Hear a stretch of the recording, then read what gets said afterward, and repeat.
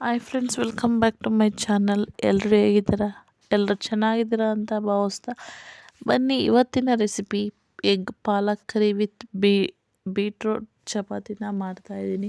So ಇದು ಒಂದು healthy breakfast ಅಂತಲೇ ಅನ್ಬೋದು.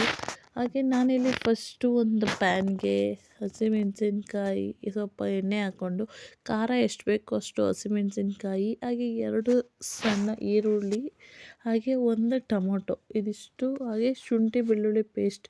ನೀವು ಪೇಸ್ಟ್ ಇದ್ದರೆ ಪೇಸ್ಟ್ ಹಾಕ್ಕೊಳ್ಳಿ, ಇಲ್ಲಾಂದರೆ ಶುಂಠಿ ಬೆಳ್ಳುಳ್ಳಿನೇ ಹಾಕ್ಕೊಳ್ಳಿ. ಅದಾದಮೇಲೆ ನಾನು ವಾಶ್ ಮಾಡಿ ಸ್ವಲ್ಪ ಸಣ್ಣದಾಗಿ ಕಟ್ ಮಾಡಿ ಇಟ್ಕೊಂಡಿರೋ ಪಾಲಕ್ ಸೊಪ್ಪು, ಕೊತ್ತಂಬರಿ ಸೊಪ್ಪು, ಕರಿಬೇವಿನ ಸೊಪ್ಪು 3 ಕೂಡ ಇದರಲ್ಲೇ ಒಂದೇ ಇದೆ.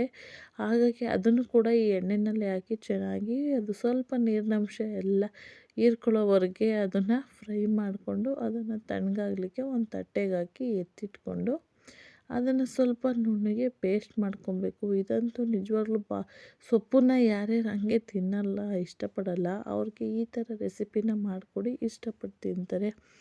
ಅದನ್ನೆಲ್ಲ ಚೆನ್ನಾಗಿ ನುಣ್ಣಗೆ ಪೇಸ್ಟ್ ಮಾಡ್ಕೊಂಡಾದಮೇಲೆ ಮತ್ತೆ ಅದೇ ಪ್ಯಾನ್ಗೆ ಇನ್ನೊಂದು 2-3 ಟೇಬಲ್ ಸ್ಪೂನು ಎಣ್ಣೆನ ಹಾಕಿ ಕಾಯಿಸ್ಕೊಬೇಕು. ಹಾಗೆ ನಾನಿಲ್ಲಿ ಫ್ರೈ ಮಾಡುವಾಗ ಜೀರಿಗೆನ ಫ್ರೈ ಮಾಡೋ ರುಬ್ಬೋದಕ್ಕೇ ಹಾಕೊಂಡ್ಬಿಟ್ಟಿದ್ದೀನಿ, ಹಾಗಾಗಿ ಒಗ್ಗರಣೆಗೆ ಹಾಕ್ತಿಲ್ಲ, ಜಾಸ್ತಿ ಜೀರಿಗೆ ಫ್ಲೇವರ್ ಬರುತ್ತೆ ಅಂತ.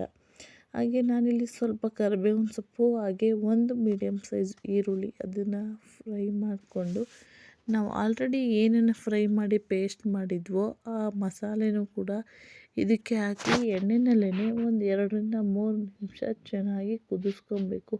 ನೋಡ್ತಿರ್ಬೋದು, ಅದು ಸ್ವಲ್ಪ ಎಣ್ಣೆನಲ್ಲೇ ಫ್ರೈ ಮಾಡಿಕೊಂಡ್ರೆ ಅದು ಹಸಿ ವಾಸನೆ ಮಸಾಲೆದು ಬರಲ್ಲ.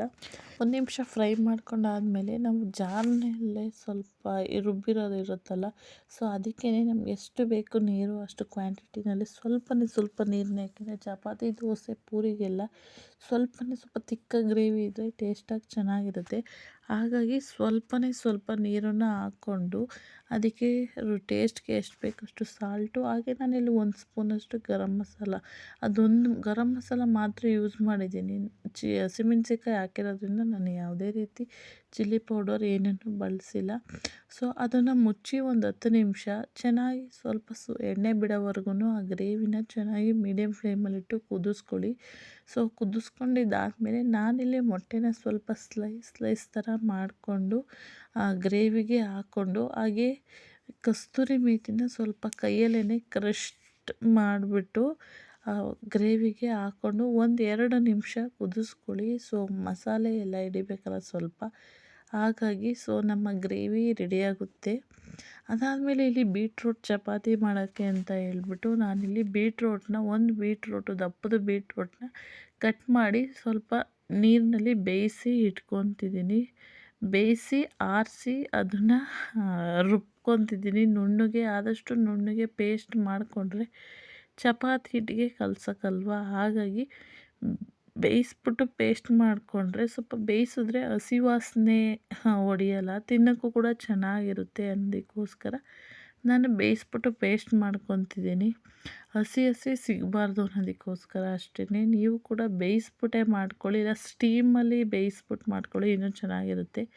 ಹಾಗೆ ಇದನ್ನು ನುಣ್ಣಗೆ ಪೇಸ್ಟ್ ಮಾಡ್ಕೊಂಡಿದ್ದಾದಮೇಲೆ ನಾನಿಲ್ಲಿ ನಾನು ಆಲ್ರೆಡಿ ಗೋಧಿ ಹಿಟ್ಟಿಗೆ ಸಾಲ್ಟ್ ಹಾಕ್ತಾಯಿಲ್ಲ, ಬೀಟ್ರೋಟ್ ಬೇಯಿಸುವಾಗಲೇ ಹಾಕಿದ್ನಲ್ಲ ಅದೇ ಉಪ್ಪು ಆಗಿ ಸಾಕಾಗುತ್ತೆ. ಹಾಗಾಗಿ ಅದಕ್ಕೇ ನಾನು ಇಲ್ಲಿ ಪೇಸ್ಟನ್ನು ಹಾಕ್ಬಿಟ್ಟು ಗೋಧಿ ಹಿಟ್ಟಿಗೆ ಸೇಮ್ ಚಪಾತಿ ಹೇಗೆ ಕಲಿಸ್ತೀವೋ ಹಾಗೆ ಬೀಟ್ರೋಟು ಬೆಂದಿರೋದು ನೀರಿರುತ್ತಲ್ಲ ಅದೇ ನೀರನ್ನು ಯೂಸ್ ಮಾಡಿಕೊಂಡು ಚಪಾತಿನೂ ಕೂಡ ಕಲಸಿ ಎತ್ತಿಟ್ಕೊಂಡು, ಮಾಮೂಲಿ ನಾವು ಚಪಾತಿ ಹೇಗೆ ಮಾಡ್ಕೊತೀವೋ ಸೊ ಚಪಾತಿ, ಪೂರಿ ಏನಾದರೂ ಮಾಡ್ಕೊಬೋದು.